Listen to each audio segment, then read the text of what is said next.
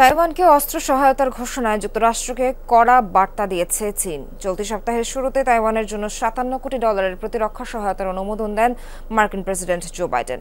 ওয়াশিংটনের এমন পদক্ষেপের তীব্র প্রতিক্রিয়া জানিয়েছে চীন। যে কোনো মূল্যে সার্বভৌমত্ব রক্ষার ঘোষণা দিয়েছে বেইজিং। মাঠের অলরাউন্ডার আমি, আর ঘরের all rounder Tylox. Tylox toilet cleaner, clean মানেই টাইলক্স।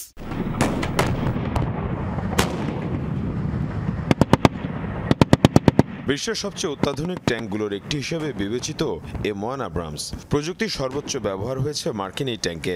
সম্প্রতি যুক্তরাষ্ট্র থেকে 38টি উন্নত প্রযুক্তির আব্রামস ট্যাঙ্ক তাইওয়ানে পৌঁছায়। বলা হচ্ছে এর মধ্য দিয়ে 30 বছরের মধ্যে প্রথমবারের মতো নতুন ট্যাঙ্ক পেল তাইওয়ানের সামরিক বাহিনী।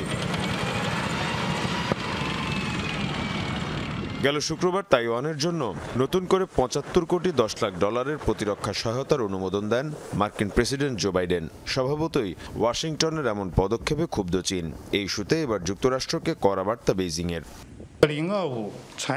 যুক্তরাষ্ট্রের তথাকথিত এই প্রতিবেদন আগ্রাসন ছাড়া আর কিছুই নয়। চীনের আভ্যন্তরীণ ইস্যুতে হস্তক্ষেপ করছে দেশটি। আমরা এর তীব্র নিন্দা জানাই। তাইওয়ানের সামরিক বাহিনীর জন্য যুক্তরাষ্ট্র থেকে সমরাস্ত্র কেনার মাধ্যমে পরিস্থিতি আরও ঘোলাটে হবে, এই বিষয়ে আমরা সতর্ক করছি। আমাদের সার্বভৌমত্ব যে কোনো মূল্যে রক্ষা করা হবে। আগামী 20 জানুয়ারি যুক্তরাষ্ট্রের নতুন প্রেসিডেন্ট হিসেবে ক্ষমতা গ্রহণ করতে যাচ্ছেন ডোনাল্ড ট্রাম্প। এরই মধ্যে নিজের মেয়াদের শেষ সময়ে এসে স্বায়ত্তশাসিত অঞ্চল তাইওয়ানের জন্য সামরিক সহায়তার অনুমোদন দিলেন বাইডেন। 2 মাস আগে তাইওয়ানের জন্য $200 কোটি সমরাস্ত্রের সহায়তা অনুমোদন করে যুক্তরাষ্ট্র। এর মধ্যে প্রথমবারের মতো অন্তর্ভুক্ত ছিল ক্ষেপণাস্ত্র প্রতিরক্ষা ব্যবস্থা, যার প্রতিক্রিয়া তাইওয়ানকে ঘিরে সামরিক মহড়া চালায় চীন। মীর মুশফিকা হাসান, যমুনা নিউজ।